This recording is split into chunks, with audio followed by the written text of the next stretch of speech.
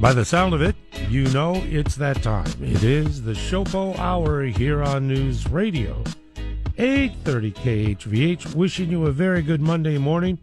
And yes, it is still my 7th favorite day of the week. But it's made so much better when I take Mondays off. But that's not today. We're in studio with the SHOPO Hour, and the brothers are in with us. Brother Mark has some time off. Is he in Thailand again? I mean, he goes like every 10 minutes. Unless there's a VA over there. I think he was doing something with his pups. Related to the VA. There might actually be. And there we go. And Brother Bobby's on the job, Neighbor Island today. Yeah, he's headed to Kauai with our general manager, Tony Souza, to get some work done over there with Bobby T.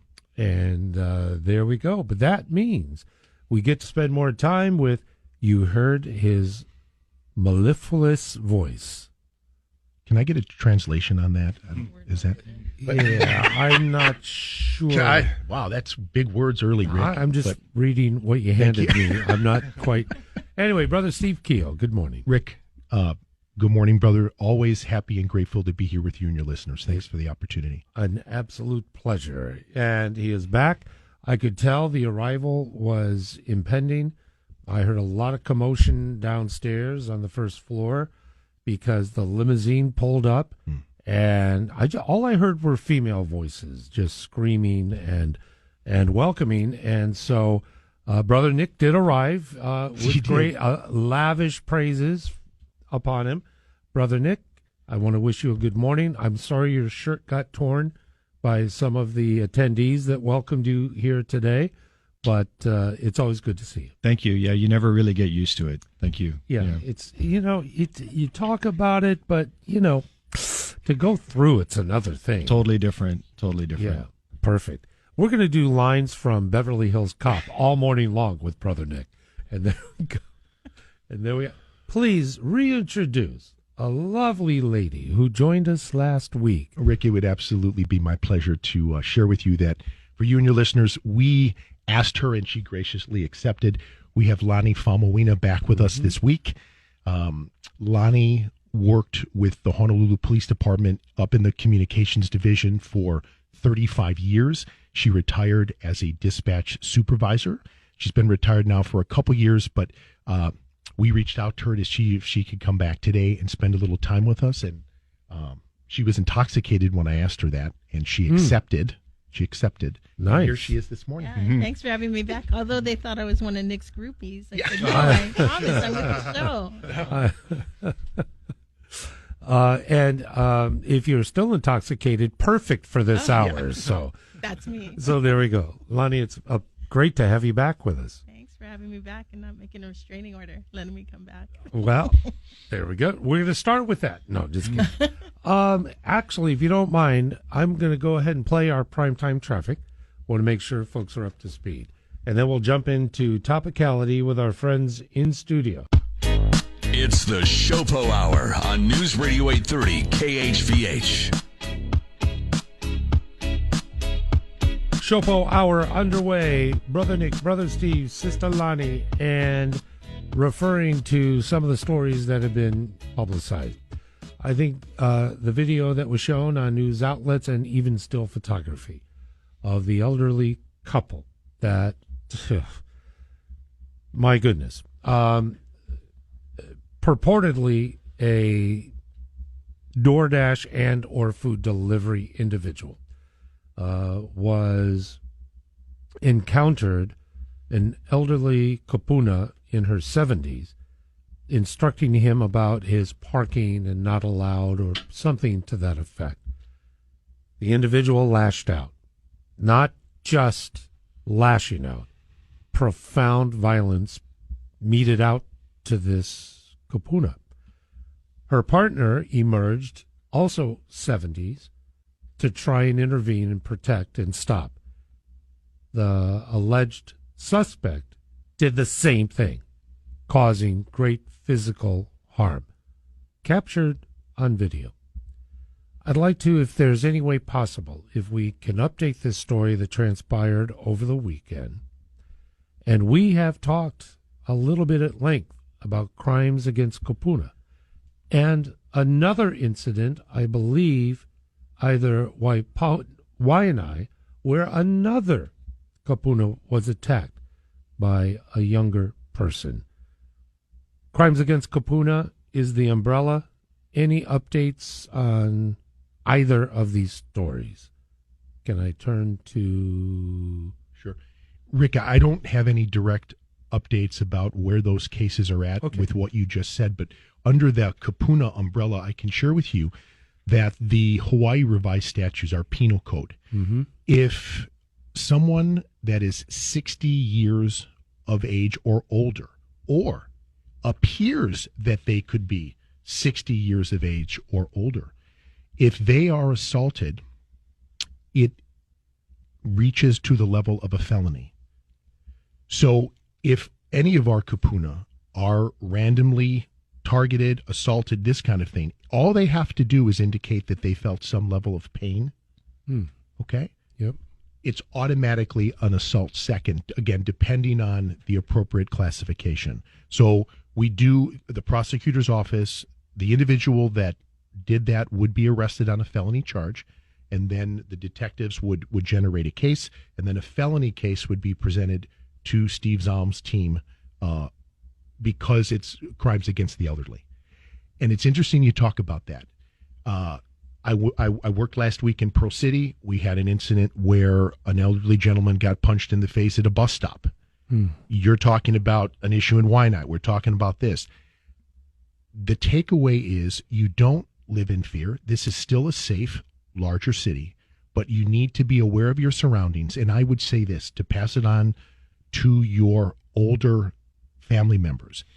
If somebody parks wrong in the parking lot, who cares? Right? Don't insert yourself into situations that could lead to conflict. And I don't mean to be insensitive, but if it's not any of your business, then don't worry about it. The last thing we want our elderly kapuna to do is to feel like they have to police certain areas of society, and then maybe they're going to say that to the wrong person, and it just puts them in a bad place in terms of exposure-wise, Rick. In this particular story, she's the building manager. Okay, she had authority on that property. But I understand what you're saying. But even that type of statement, it's disconcerting because there's a level of incendiary individuals that are there that do not have any restraint on their part. Understood. They're not why do they have to lash out and be physical and violent? You're 100% correct. You're fully accurate. I'm just suggesting as a street cop that if you're an elderly individual and just be aware of your surroundings, remember who you're speaking to, and at the end of the day, even if you have the authority to talk about a parking stall with someone, maybe just get extra assistance or just be aware. That's all I'm saying. Yeah. That's all. Yeah. Lonnie, what do you make of this? I have a mother that's older, I'd say. And that's one thing, when she's out and about, we don't want to change her lifestyle. We still want her to be independent. But one of the things is that whole thing about being cognizant of your surroundings. One of the things is we had gone through a spell of people just grabbing purses and bags off of the elderly, if you remember that, not too long ago. And so that's one of the things is, let that go. That's just belongings. We always tell her, keep your phone on yourself. So then that way you can still call for help. But if it's anything material, let it go. If you need help, call for some help, somebody to maybe stand by with you. That's a service that we provide. It's lower on the priority scale, but an officer can come down and assist you if it's something that maybe it's in your capacity to take care of, but this individual might give you some problems. You could do that too. Yeah. But just really to try and safeguard yourself as much as possible, because you don't know the individuals out there and what they might be on as well, Yeah. Brother Nick. To Lonnie's point, watching that video, I think it's pretty obvious that the suspect in that case is not somebody who's just having a bad day or getting into a heated argument. I mean, that person's actions on video, that's beyond being committed to whatever that person wanted to do. I mean, not only did they assault the female in the beginning, but then, as you said, they assaulted the person who tried to step in and help her. And beat officer, I have had to make a few assault 2 type cases involving people at that age or older. In fact, I even had to testify in one once when it went to trial. Last year, you had spoke about the definition of statutory, and this is one of those situations where legislators are trying to address problems such as random attacks on elderly people, or situations where elderly people are preyed upon specifically because they're old, i.e., I can easily get this person's purse, I can easily obtain this person's property, and in the course of it, they end up getting assaulted as well. But it is important to note that it doesn't really matter if the person doesn't look like they're over 60. If they're at that age, they're just at that age. So I often found myself looking at it as the kind of thing that was started in order to enhance protection towards people. And for us, it's very simple. To Steve's point, we don't have to prove substantial or serious bodily injury in nature. All we have to do is prove bodily injury, which is very, very low threshold to prove in an assault case. Extremely low. It's very easy to meet it. What's the enhancer? The age. Yeah. It's very straightforward and very simple. I remember when it was proposed signed, David Ige actually signed it into law, the statute, but aware of our surroundings, but you can be as aware as possible, but a confrontation can still take place. What do you recommend for our kapuna in self-defense? Should there be, would you recommend, or should, wherever we may be, should we possess something that we can repel an attack to hopefully get time to escape, seek help? And if so, what kind of self-protection would you recommend? Well, it's common knowledge that if you wanted to carry pepper spray with you, you can. If you wanted to carry some type of electric gun with you, you could. There are alternative, less lethal type of devices that you can use. But as I always say, and I try to remind people constantly of this, you can use force to defend yourself in a self-defense type situation, but it's really a matter of whether or not what you're doing is appropriate given the situation and not an overuse or an excessive use of the force that you need to protect yourself. So do you have to be assaulted first before you use a self-protection device? Not necessarily. Every Okay. situation is different, and again, we're kind of delving into the realm of blanketing things. Yeah. One of the things that every police officer out there will tell you is that every situation is different. You may see 100 car break-ins, but not everyone is exactly the same. You may see 100 assaults, but not everyone is exactly the same. Sure. Which is why we have to be investigators at a scene. It's not just simply a prescribed method of dealing with things. You have to switch gears every time you go out to a case. Okay. Steve?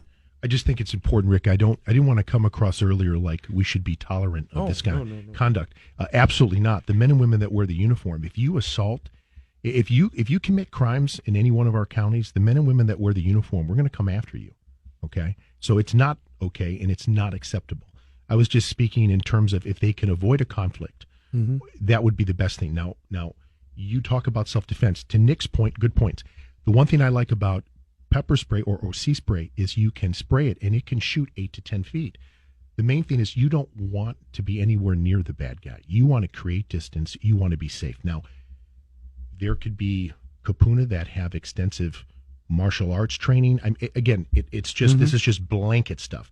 But ideally, you want to get away from that situation as quickly as possible, and pepper spray allows you to create that distance. The electric gun, maybe goes out 20 feet depending on the cartridge you have, and I don't even know on the civilian side how that works. And then obviously, we have concealed carry here. That would be the level of deadly force. And you asked a question earlier. Let me tell you right now, you don't even think about pulling out a firearm unless you are on the verge of feeling that you're going to be killed. Okay. you're being stabbed, you're being mounted and repeatedly punched in the face. Okay, this is where, let's just say generically, the ability for you to protect yourself using deadly force. And again, duty to retreat, Rick. We've talked about that on the show. Before you use any force against somebody, you're supposed to try your best to get out of that situation. If not, it could come back on you like, did you really need to use that kind of force? So a lot of moving parts here. Good questions as always, Rick. So, just not all great questions as always, but just not necessarily specific answers to those questions. Yeah. Unfortunately, we have to be a little bit, speak more in generalities. So that would be applicable with non-lethal, that you would be on the hook if you can't demonstrate, if you pepper sprayed or if you used to burn a gun or whatever to repel. If you cannot prove that you, one, did not have a path of retreat, or two, that it was questionable as to the level of threat, and then the microscope gets turned around. Because of that duty to retreat, Rick, that is the key right there. And Yeah. I know you've had some talented legal people on the show, lawyers talking about interpreting that. It's that duty to retreat that kind of makes you go, hold on a second. Yeah. Yeah. Lonnie? I think just the last point is just, personally, I think a lot of times people get different types of things to help protect themselves, but they don't try to use it or practice using it. Like the first time that you decide to use pepper spray, or you're going to use, is it the burner? Yeah. And, you don't just buy it, put it in your purse, your pocket, whatever, and then you think you're going to use it that day when you come into confrontation. I think a lot of times people will get things to protect them, and they don't practice or know how to use it before the actual unfortunate event might occur. And I think that's important. Whatever it is you do, even if it's some kind of self-defense, creating distance, you need to kind of go through that in your mind. How would you do it? Play out the scenario so that when it happens, it's already hopefully like muscle memory or second nature of how you're going to deploy it or enact it or create distance so that you're safer. You're not just acting on the fly. So, correct me if I'm wrong, and we're at the bottom of the hour. This so fast. I tell the kids, if they get into a situation, and if you're at a bus stop or if you're at a school, wherever, and you really feel like you're cornered, I mean, there's nowhere to go. You've got a building behind you, you've got what have you. But I tell them, if the threat is real, if you truly believe that you're going to get damaged by this individual, then protect yourself first, and we'll figure it out later. That's it. And one last thing is that I instruct them, disclaimer, I want you in a loud voice to say, you are threatening me. I feel threatened by you. Back off. Now, I know that may not have a legal application, but at least you're communicating to say, brother, stop. And something may subsequently happen. And that's how we treat it at home. That's exactly like one of the things I'm speaking to is you're thinking of the scenario before it happens, so you know how to react and not just kind of out there in the world, and then all of a sudden this happens, and now what do you do? At least it's good that you've put out that scenario. Okay, if this happens or you start to feel a certain way, what are you going to do? And already kind of run through whatever arsenal, like you said, you had. If you have pepper spray, if you're sitting there at the bus stop and say you tell them, okay, how do you feel? You feel like this person's getting too close. What are you going to do? Oh, I'll start to kind of make sure I have it in my hand or whatever, to play out those scenarios before it happens. Yeah. That's something that, everyone could kind of plan for and have a plan in case something happens. So that's perfect. Good. Steve, before we go to the break. Rick, I don't disagree with anything you just said. The main thing is you want your kids to come out of that in one piece, right? Kids, do what you need to do, and we'll pick up the pieces and sort it out later. The main thing is you're not going to the hospital with a brain injury. You're not getting stabbed. I get it. So I don't I don't have a counter to anything you just said. I think it's good, and it's good as a parent. You're having these conversations with your young adults now, right? Okay. Now. You're having these conversations because I really think that the kids that are in their late teens, early 20s, they're different than us. Okay, it's a different generation. They don't have the awareness they should. They're technologically savvy but socially ignorant in a lot of ways. They don't read people. They don't have the social skills, so they're not good at reading scenarios, reading people. So the fact that you're talking with your they're always going to be your babies, right? Your babies that you love. It's good that you're having those conversations with them, because our kids today, they're different than they don't have that street sense. One of the biggest enemies to that are AirPods. Yeah. I tell the kid, I don't care where, if you're walking, going out for a run, at a bus stop, take them out. Take them out. Brother Nick, I'll hand it over to you, and we have just a couple of minutes, but out on the beats, the activities, and I don't want to beat up on the kids, younger people, but man, there is a volatility. I get uneasy when there's 2, 3 in a crowd and they're behaving in a way where I go, you need a spanking. Are we encountering more of that? And does that translate into crimes against Kapuna in any way? Youngsters and their comportment. I think when it comes to a younger element, either young adults or juveniles are on the older side. We tend to see a lot of their activity in more centralized locations, the Kalihi area, downtown Honolulu, Waikiki being the more notorious place for juvenile delinquency like that. Okay. Do they prey on older people? Yes, absolutely. Do they prey on tourists at times? Yes, absolutely. Unfortunately, anybody can be a victim, but from my experience, I've noted that when it comes to the criminal element that is younger, they tend to try and prey on the people that they can take advantage of the easiest, or the establishments that they can take care of advantage of the easiest. Yeah, that's it. I'm getting a house up in Hauula, way up the hill, and yeah, a little different from downtown, I would imagine. It is the SHOPO Hour, and delighted that Brother Steve, Brother Nick, Sister Lonnie is in studio. Mark and Bobby have some time off. It's the SHOPO Hour on News Radio 830 KHVH.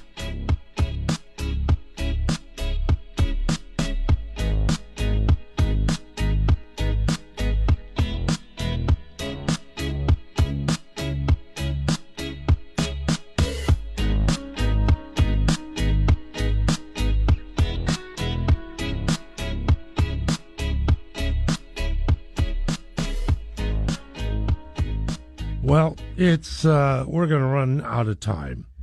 That's just all there's to it. I had a lot on the agenda. I'm going to start with one thing. I'm just curious, and this is just whatever your take may be. Dominant in the news for so long. When I mention a name, just your thoughts. Miskey. What a mess. Are we doing one-word things? Nick's is what a mess. Mine is federal prison. Lonnie, do you have a one-word answer to Miskey? Wow. Okay. Wow. That's good. No, and it's not one word response. I'm just using that word to elicit whatever your thoughts are, because, yes, but trial underway, the revelations, the impact, the presence. I mean, learning more about the car auctions of all the guy was just pervasive, and just your thoughts about an individual such as him. But I maintain he's not alone. I'm just going to say that. We have an element in our community that oftentimes we don't acknowledge, or we don't want to. But again, just your thoughts about impact and presence and what's taking place. We don't have to dwell on it, but just thoughts. So I'm not going to or try to talk about that case per se, in any way, shape, or form. But the thing that strikes me as an individual who lives in Honolulu more than anything else, and just purely as an individual resident, is that it is the biggest, most interesting, organized type of criminal action type situation I can ever think of after living here for 45 years. I mean, just pretty crazy in that respect. And how can you not want to pay attention to it when it just gets so deeper and deeper and deeper? Yeah, it certainly does. Nick, Yeah, I think what's concerning is that as more things unfold, how close to home it gets. Like, you know, I maybe use that business, or I know someone who went there, and it's like, how did I not notice? Right? Especially if you're in the department, how did I not even catch wind of it or be aware? And it was like, that's my wow. It's like, and it's not ending. It's on. More and more is unfolding. Yeah. Final? You know, Rick, sometimes our federal partners in law enforcement take some heat, specifically the FBI and some things like that. But it just goes to show you the talented investigations that they're able to do, and really the deep dive of what they've been able to uncover, the length. It also shares with the community, too, the length that investigations take. And sometimes the wheels of justice, the criminal justice system, doesn't happen that fast. I mean, he was arrested years ago now, maybe 3 or 4. So, again, though, just it just makes me think about the investigative work and the number of individuals involved in this. I'd be curious to know the total manpower that's been on this case on the federal side. Just random thoughts of how many agents, how many investigators, how many rabbit holes did they have to go down to find all these things. Can only imagine the number of witnesses in the case. It's just it's like Nick said, it's kind of captivating in that way. Right. It is playing out as we speak. Yeah. And thank you for that. 7:42 in the morning. I'd like to transition over to legislation in the Big Square building, Senate Bill 2443. This is, again, enabling speed cameras. And it's moving through similar to the Taliban, but they're putting more limitations on. At first, before, speed cameras in schools and other areas to enforce speed limits. Now the proposal is to expand to all thoroughfares. And back in the days of the Taliban, which my own personal name, for the van cameras, it was just so infuriating because there were instances of placement, for instance, right out of the polytunnel. I mean, at the little slope coming down, bink, you know, you're going to get nailed because you're going downhill. I mean, how do you, and they were also issuance of tickets for 3 miles per hour over, and et cetera. Caused a lot of anger in the community and was the most unifying issue I had ever seen of direct opposition to. But it's coming back. Your thoughts in law enforcement and what this means, and by the way, they're going to be tied to red light cameras as well. That's part of the proposal within this bill. Does that really help, or previous iteration was a clear money grab because of the contractor, and percentage that we would receive? This one modified, if you will. So I remember the Taliban, and I remember all of the strange products that people were buying for their vehicles in order to try and avoid detection or having their license plates recorded by the Taliban. A very short-lived program that received a lot of attention very quickly and disappeared a lot faster than I thought it would. Yeah. And almost rightfully so, considering the way it was being applied at the time. There is a traffic light cam program out there now. The department does maintain it. In that particular situation, all violations that the camera catches, interestingly enough, are reviewed by the traffic division. So not only does the camera catch it, but a human being actually physically sits there and watches each single violation and has the ability to say, you know what, I'm going to override this one because of this situation or that situation. So they add a level of fairness to it. I think they take the automation of the machine away from it to a certain extent and actually humanize it. I can tell you that there are already enhancers in place for speeding in construction zones and school zones as well. So the fines do incrementally get larger if you do speed in those areas. And as an officer who's done traffic enforcement a lot in the last 12 months, I can tell you that obviously people get really mad if you're trying to give them a ticket for only being 2 or 3 miles an hour over the speed limit. So there is a level of discretion there on the part of the officer that obviously a machine is not going to allow you to have. Right. Appreciate that insight. And again, the bill is moving. Lonnie, if I'm driving and there's a guy speeding by and I'm doing 60 in a 55, but brother is flying by, can I call 911 and say, hey, listen, we got a guy out here who's just burning it up? Yeah, it happens. They call in for hazardous drivers, people weaving in and out of traffic.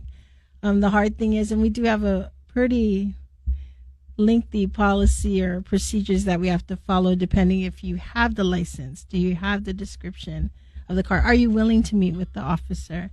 And it's kind of changed through times to kind of make sure that the purpose of why we're doing it is being met, right? It's to really try and keep the roads safe.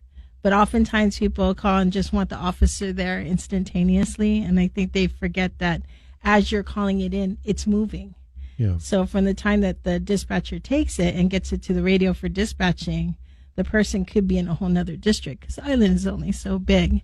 A lot of times, too, some people are impatient and I understand because they don't know the process.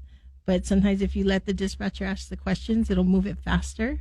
Because what's most important is to know the location and what direction they're going. And then, getting the description and stuff, because that's what's going to be put out to the field units to try and locate that person. And sometimes it depends on the severity. Speeding is a hard thing to, kind of gauge. That's your interpretation of what's going on because you're looking at your speed and the officer is not there when that occurs. I guarantee if that officer slides up next to that person, hopefully they saw him and they're going to slow down so you don't have a violation, right? But other things where we've had people weaving in and out of traffic, those definitely, you want to be sure to call that in before it turns into something worse because we have had those turn into major accidents or that's someone fleeing. That might even be the suspect in another case we're looking for, but it has been called in. And I think the most frustrating thing is that people want it like now, and it's like there's a process. Yeah. Brother Steve, final thought on this because we're going to take a break before it gets to 8 o'clock already. Yeah, just make sure that when you call in this hazardous driver and you doing that, you don't create a hazard for yourself.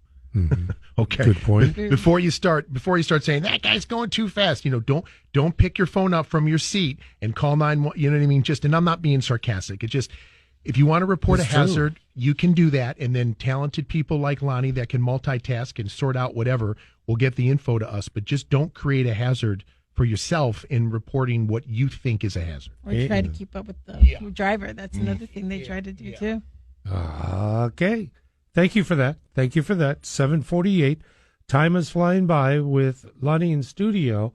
I'm going to ask Lonnie when we come back, most memorable or impactful calls that she has received. You're on the Rick Amato program, 7:52. It is right up at the top of the hour. Unbelievable. But Brother Nick, Brother Steve, and Sister, I want to ask a question. Raja. Because of the time that we have in the years of interacting, one particular call that you remember, top of mind out of the 4.7 million that you took, what stood out for you? I have to do two because one is a happier one, right? And that's I was actually a supervisor that was working, one of two supervisors, and one of our dispatchers took a call and 2 kids were home alone out in the North Shore side, probably like more closer to Wailua actually. Mm-hmm. And there was someone breaking into the house and they were able to talk with the kids, keep them quiet enough to get questions answered by them. and then get the officers there and catch the people, and the kids were fine. Oh, man. You know, it was a typical, I'm going to say it, 911 story that you see on TV. Yeah. I can't believe I said that. I know. You know, and that is so, I mean, Wow.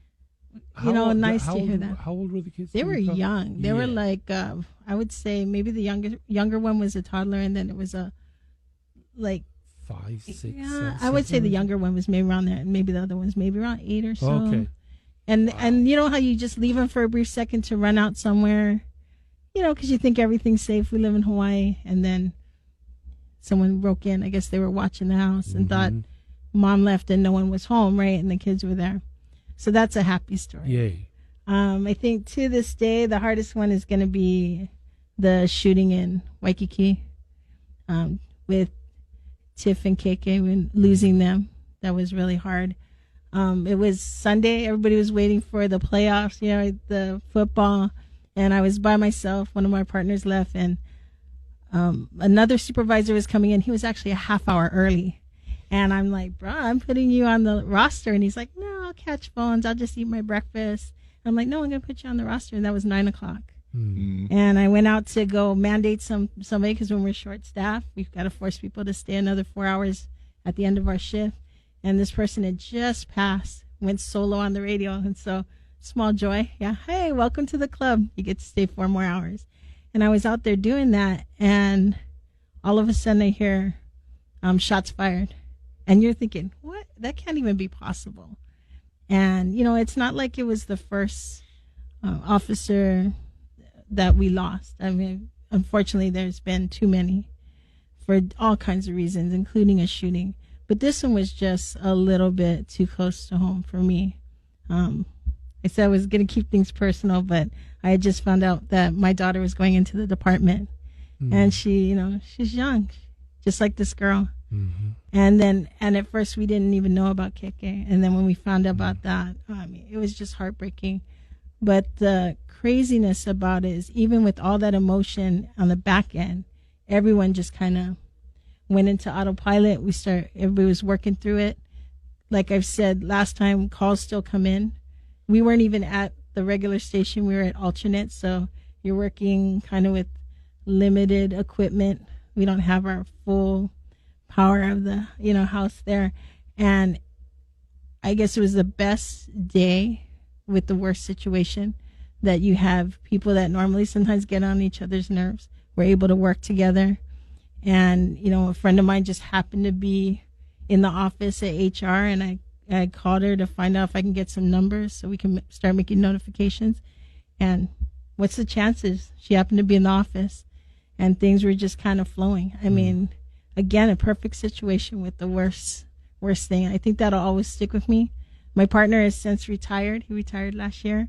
And I think that January will always be a date that we always kind of reconnect. Even after I retired the 2 years, he always contacts me on that day and say, how you doing?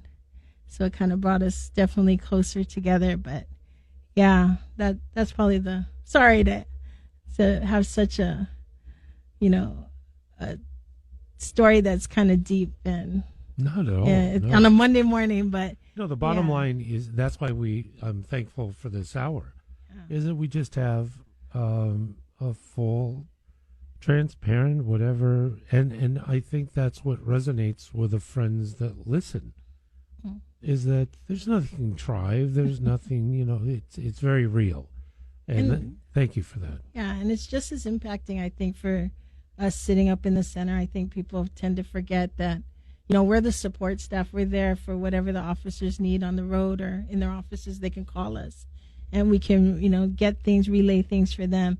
But, you know, oftentimes you feel like you're right there with them. Like you can't get help there fast enough, even though half the island was probably rushing over there and, you know, trying to get the ambulance there fast. I mean, everybody moved quickly, but you definitely felt like you're in the thick of it. And you know, I can't reiterate enough how everyone just came together on that day.